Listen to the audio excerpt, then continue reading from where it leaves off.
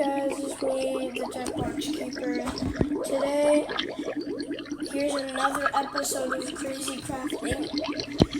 For now, I actually forgot what it was called.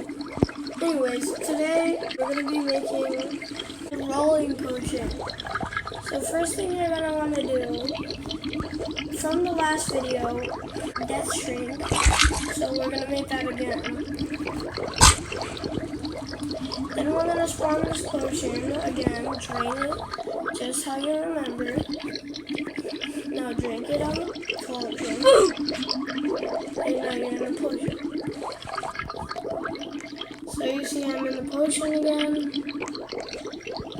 Next, you put in the pool noodle. And now you have more rolling potion. You drink it. And you roll, as it says right there. Gives you a nice potion. Thanks for watching. Hope you liked the video. Bye.